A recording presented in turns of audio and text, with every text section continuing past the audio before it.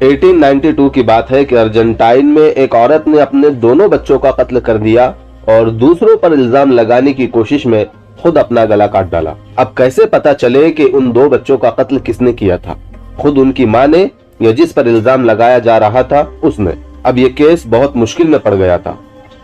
उस वक्त inspector Eduardo अल्वारिज ने फिंगरप्रिंट की मदद से पता लगाया कि कत्ल करने वाली खुद उन बच्चों की मां है। 1880 में सर फ्रांसिस गाल्टन ने आदमी की पहचान के लिए फिंगरप्रिंट के इस्तेमाल का आगाज किया और उसी वक्त उन्होंने कई दावे किए, जैसे कि चोट या बीमारी के अलावा पूरी जिंदगी में फिंगरप्रिंट बदलते नहीं है और कोई भी दो उंगलियों के निशान एक जैसे नहीं होते। और 1880 के बाद से ही पूरी दुनिया में फिंगरप्रिंट के जरिए मुजरिमों को सजा दी जाने लगी। अब तो हाल ये है कि आपका स्मार्टफोन भी बगैर फिंगरप्रिंट के अनलॉक नहीं होता। नंबर 1 काजी अजीजुल हक और नंबर 2 हेमचंद्र बोस। 1897 में इंडिया में मुजरिमों के खिलाफ फिंगरप्रिंट पर काम करने वाले 2 लोग पहले थे।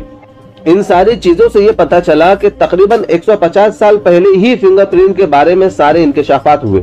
अब हम कुरान को देखते हैं जो आज से तकरीबन 1400 साल पहले लिखी गई अल्लाह की किताब है। बहुत सारे लोग ये समझते हैं कि आदमी अगर मर गया तो सब खत्म हो जाता है, हड्डियां भी बाकी नहीं रहती, डिकम्पोज हो जाती है। और बहुत सारे लोग ये शक करते हैं कि अल्लाह दोबारा इन डिकम्पोज हड्डियों को कैसे जिंदा करेगा, वापस कैसे बनाएगा।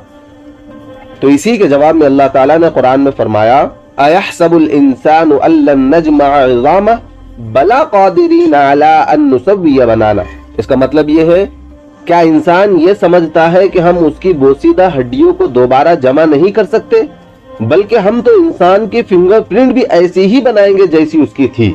यानी कि जब अल्लाह ताला दोबारा पैदा करेगा तो फिंगरप्रिंट भी उसी की होगी, किसी और की नहीं होगी। और लोग हड्डियों की बात करते हैं। अब आप सोचिए फिंगरप्रिंट का स्ट्रक्चर कितना बारीक होता है। अब सोचने की बात यह है कि जो चीज साइंस को 150 साल पहले मालूम हुई वो चीज कुरान में 1400 सालों से कैसे लिखी हुई है। बेशक कुरान हमें गौर करने पर मजबूर कर देता है। अल्लाह की कुदरत का क्या कहना, जिसने इंसान जैसी मशीन को मिट्टी से बनाया, फिर कोई उसकी कुदरत पर कैसे शक कर सकता है।